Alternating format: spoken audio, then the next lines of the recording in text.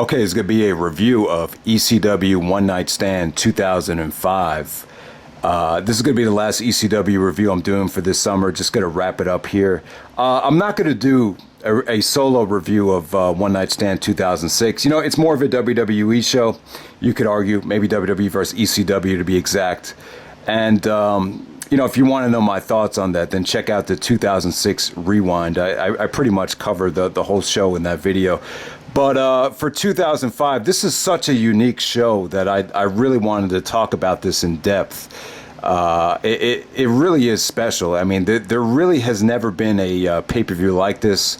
It's just an incredible show from all angles. I mean, it doesn't have a lot of great wrestling from top to bottom, but it pretty much covers all the bases from an entertainment standpoint. So let's get right into it. Very important to note that the Rise and Fall of ECW documentary came out November 2004, and at the time, most of you guys know, well documented, got rave reviews. It sold very well. And around that same time, before Rob Van Dam got hurt, he talked to Vince McMahon about you know, having a ECW One Night Stand, one time only pay-per-view. And you know, I think because of the overwhelming success, it was just something that couldn't be ignored. And then you know, One Night Stand was set for June 12th. And, you know, I think when a lot of people first heard about it, you know, you kind of didn't know what to expect, but it turned out I think a lot better than expected. The month of June for the WWE was incredible. I mean, you look at the buy rate did very well. I think it did better than Judgment Day the previous month. It got 325,000 buys. It didn't do as good as Vengeance a couple weeks later. Vengeance did an incredible buy rate, which even exceeded this. So the month of June for WWE, they did, you know, almost 700,000 pay-per-view buys. So in 2005, I think this company was still great. I would say that in the summer of 2005, the company still had a great edge to it. And with this ECW show, a great nostalgia show, I thought it was a great idea to have the Crusaders out there, even though at the time a lot of people were upset about it. Looking back on it, they really added a lot to the show, and everything just turned out really, really well. To me, this is one of the best wrestling shows of all time, even though it doesn't have like a lot of great matches on it. So let's get right down to it. The first match of the night, we have Lance Storm coming out with Dawn Marie taking on Chris Jericho, Lionheart Chris Jericho. Jericho was smart here. He kind of anticipated the ECW fans kind of rebelling against a lot of the WWE related stuff, like we saw Rey Mysterio later on. So Jericho came out with the Lionheart attire, and you know, it was cool. You know, Lance Storm had his last, what was supposed to be his last match against Jericho. Lance and Jericho have great history. You know, they trained together in the Hart Brothers Academy. You know, Lance grew up in Alberta. Jericho grew up in Winnipeg. So they have that Canadian history. They've always been in direct competition with each other. You know, Jericho at one point thought Lance Storm was a better wrestler than him, but slowly but surely Jericho became a ultra megastar. And yeah, I mean, they just have great history together. This was a short and sweet match, but fun, entertaining. You had the Impact players get involved for the finish. You know, while this lasted, you know, Storm looked great, but Jericho busted out some nice counters with the Lion Salt. He actually countered, you know, Lance Storm into a Lion's Tamer. So Jericho kind of, you know, went back to some of his older movesets. So the match was definitely a breath of fresh air during a time where a lot would argue that Jericho was burned out, stale, and kind of really needed a break from the company. This was just a nice shot of adrenaline for Jericho heading into his big push during the summertime where he turned heel and feuded with John Cena. So next up we have Super Crazy, Little Guido, and Tajiri in another one of these classic three-way dances. You know, I just reviewed Anarchy Rules. You could argue that this match stole the show. They had more matches on television. This is just a great combination, three-way dance for ECW. This wasn't as good. This was kept a lot shorter. The highlight of this match was Super Crazy doing a moonsault off the top of the balcony, which came off great. But to me, like, there was a lot of interference here. You know, you could argue the interference worked. You know, this was more of a nostalgia match, seeing some of the older managers and older personalities from the past. Came down to Crazy and Tajiri. Crazy would actually get a job after this. this kind of, this whole show set the tone for the Mexicals, which ended up being Super Crazy, Psychosis, and the Juventud Guerrera later on in 2005. So big win for Super Crazy. The match is a lot of fun, but short. Next up, we have Rey Mysterio taking on Psychosis.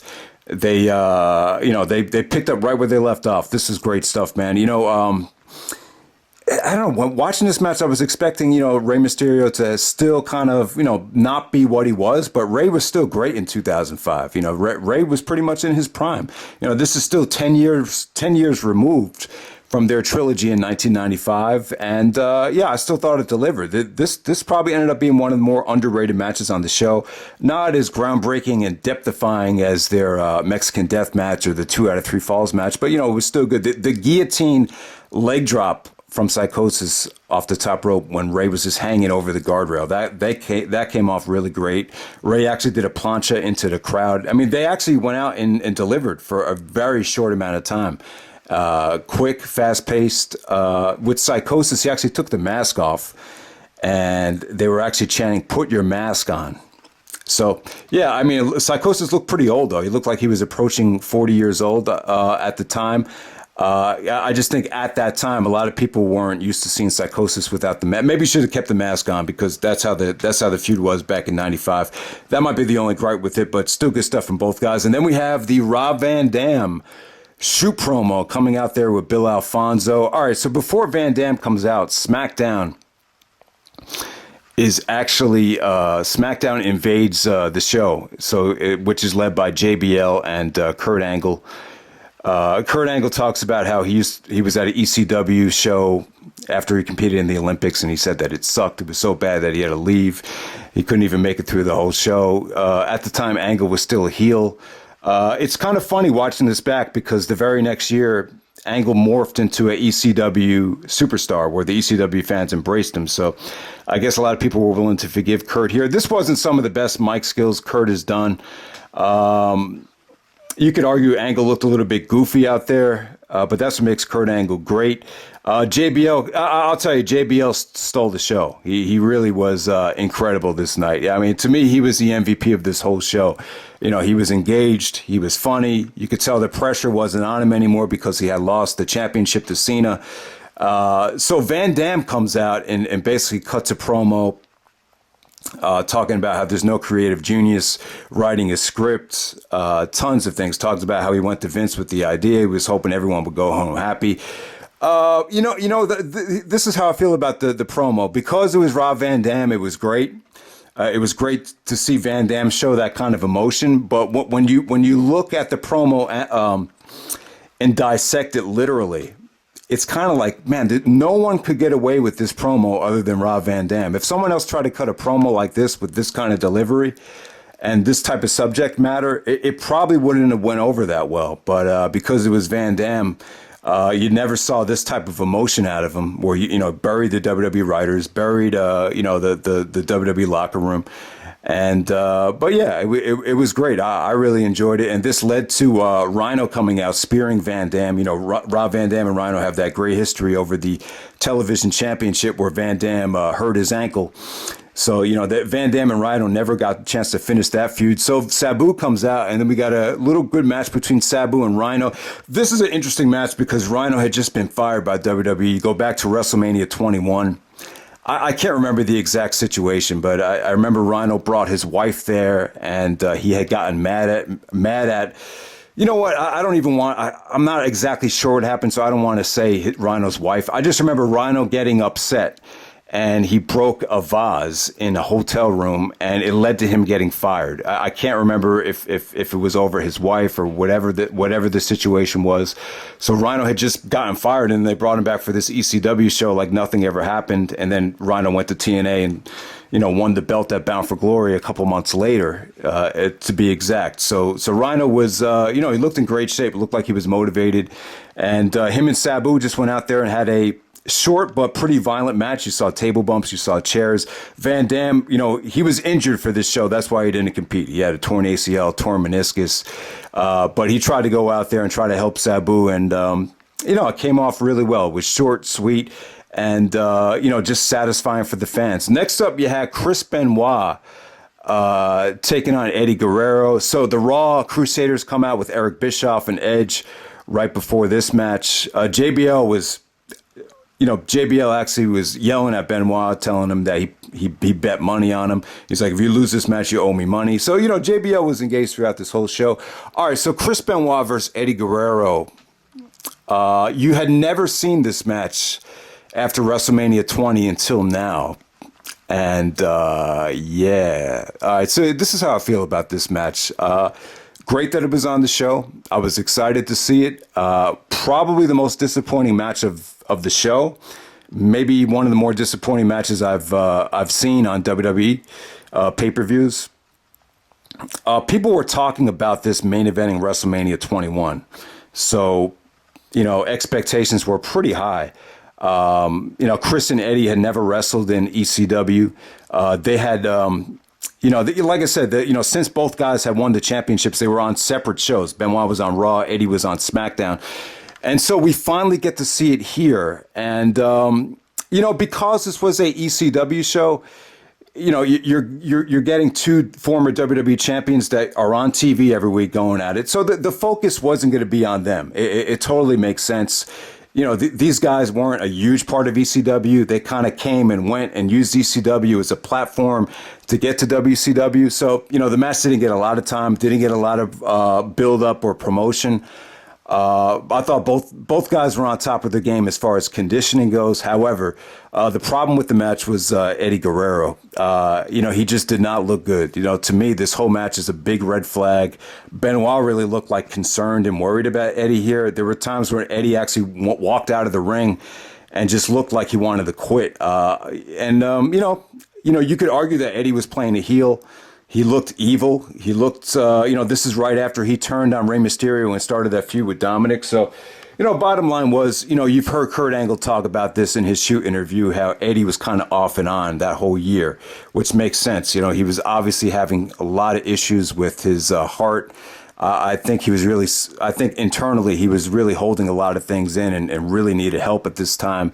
So yeah, the match didn't really deliver. Benoit won with the crossface. It ended up being more of an extended squash. They just never really got it going. It wasn't a bad match, but for Benoit and Guerrero standards, it's ultra disappointing.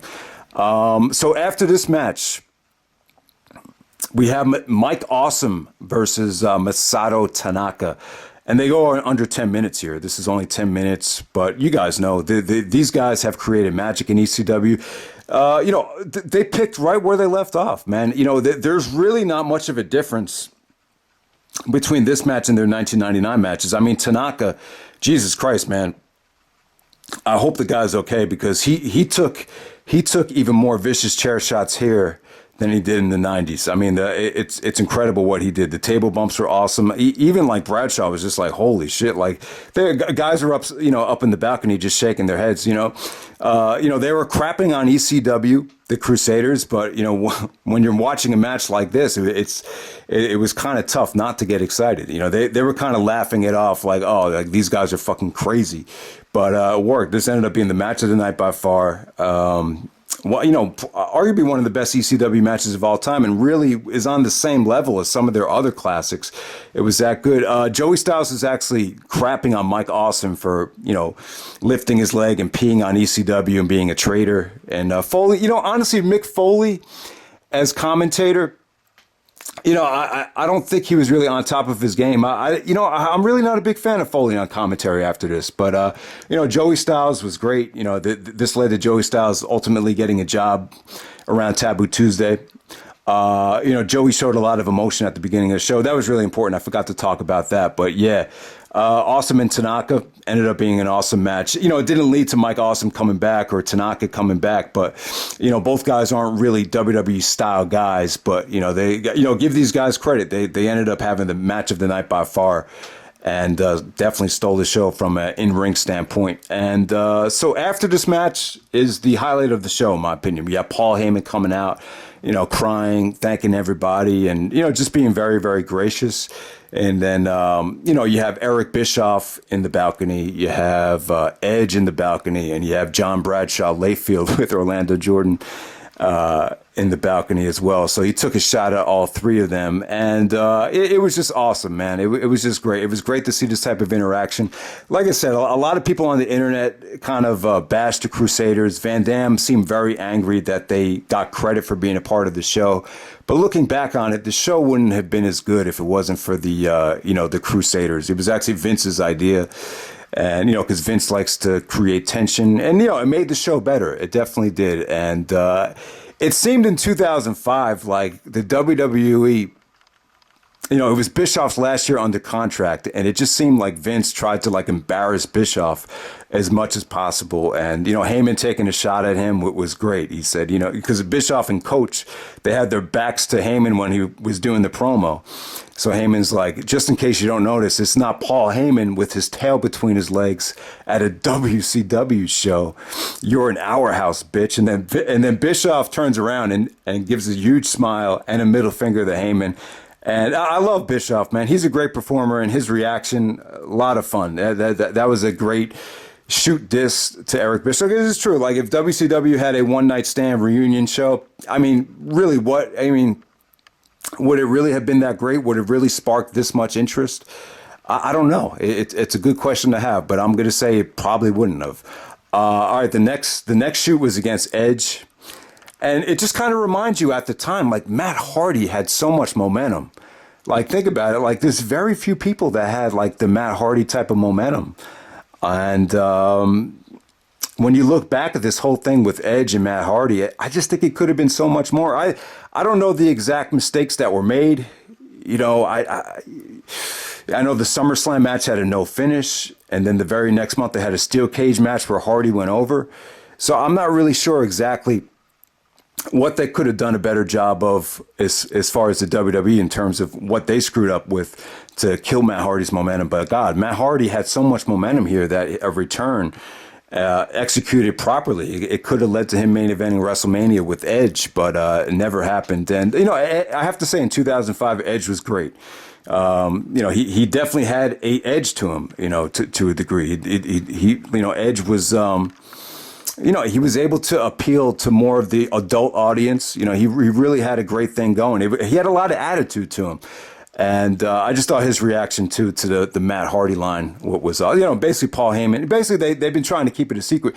If you were watching WWE at the time, they were, they weren't acknowledging all of these Matt Hardy chants on Raw. They were just trying to act like he didn't exist.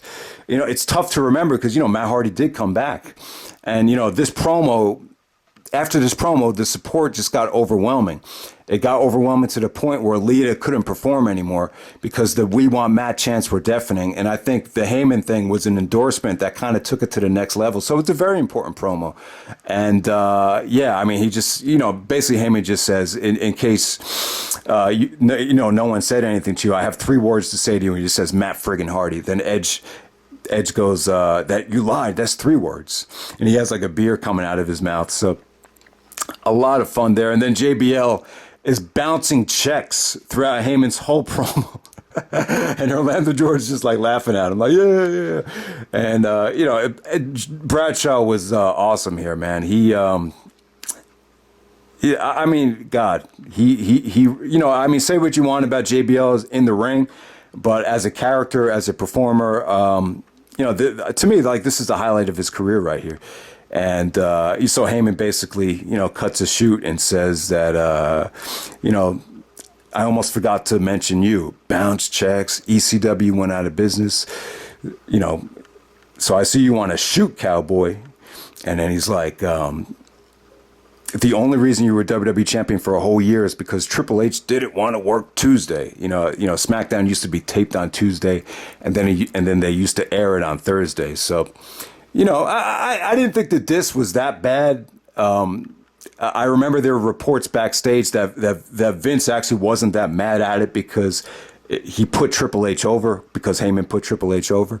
So yeah. So there we go with that. I thought the Paul Heyman promo ended up being the best thing about the show. I really did. And then the main event, you had the Dudleys taking on Tommy Dreamer and Sandman. You had a lot of nostalgia here. You had tons of interference from the Impact players, the BWO. I mean, you name it. Beulah came out with Francine. They had a great moment with, Tommy Dreamer bleeding like crazy, hugging Beulah. That was probably one of the best moments of the show. You remember this match for the Flaming Tables. Tommy Dreamer actually went through a flaming table. They took out cheese graters. The Sandman was actually jerking off with the kendo stick to the Crusaders with the beer. Crowd was going crazy for the Sandman. The Dudleys look great, though. Old school Dudleys. Great main event. Main event really delivered. It led to Stone Cold Steve Austin coming out to start a riot, and then Taz. Actually, what's interesting here, I remember it was reported. This is when I was like obsessed with the WWE. So I used to check out the Pro Wrestling Scoops every morning. And one of the reports and there was a lot of reports after the show. I mean, the show really created a lot of buzz. But the two major issues was that Vince McMahon and Paul Heyman had not a fight, but just a lot of back and forth about Taz and whether Taz should come out before Austin or after Austin. Obviously, Vince wanted Austin to come out last, but he said, Taz was, has to come out last. And they went with Taz coming out last, and he choked out Kurt Angle.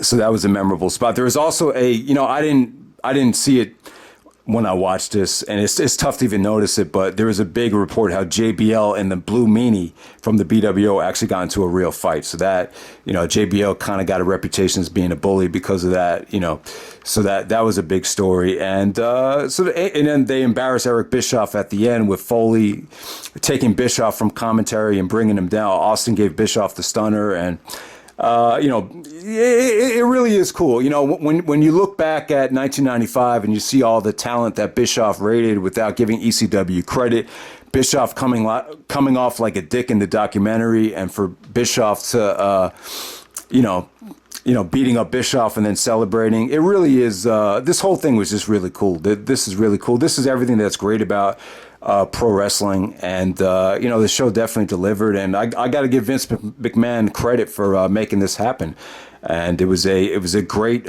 financial success, like he hoped it would be. The 325,000 buys for an ECW pay-per-view, I think is pretty. I think everyone here had a lot to be proud of, but. And ultimately led to ECW coming back, but we won't get into that right now. I just want to say, Hammerstein Ballroom 2005.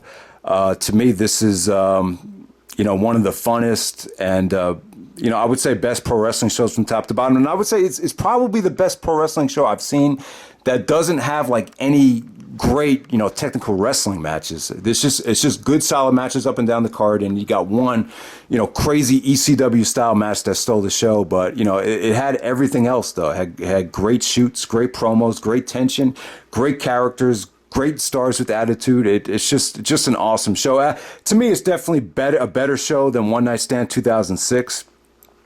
But because of the Cena Van Dam stuff, you could argue that the 2006 atmosphere, surpassed this as far as crowd reaction. But I still think this is the better show.